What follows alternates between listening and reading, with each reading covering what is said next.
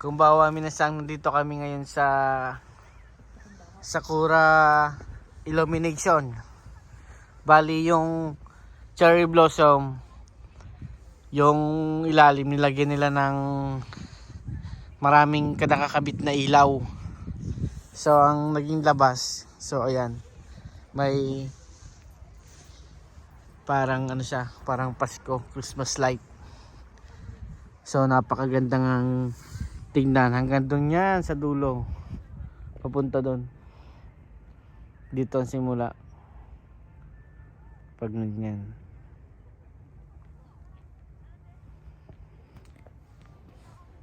So papunta na nga tayo doon sa unahan at sinasabi nila meron daw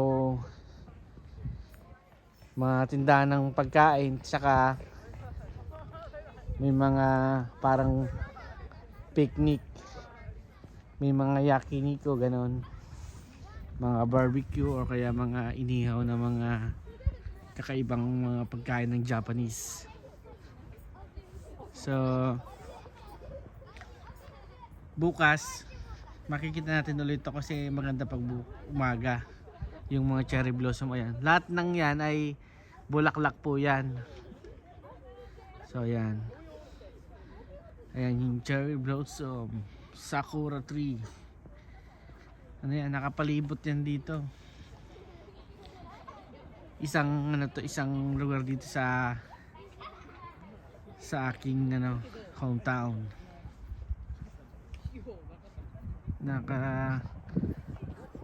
Lagay nga dito yung tawag dito, maraming mga hapon din na namamasyal. Hindi lang natin makita masyado dahil gabi na. So ayan nga guys, lahat ng mga ano may nakasulat dyan, oh. Matsuri, Matsuri, Matsuri.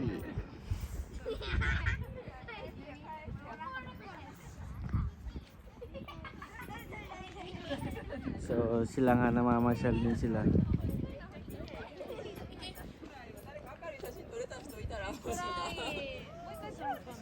Puntahan natin yung sinasabi nilang tindahan ng mga barbecue.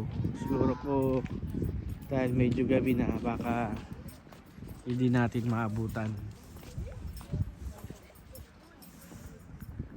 So ayan nga guys, maganda nga yung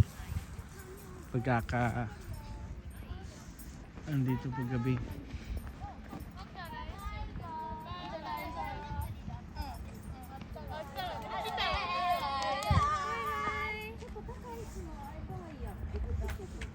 Kasi parang medyo wala na talaga yung ano, sarado na siguro, wala na yung ano.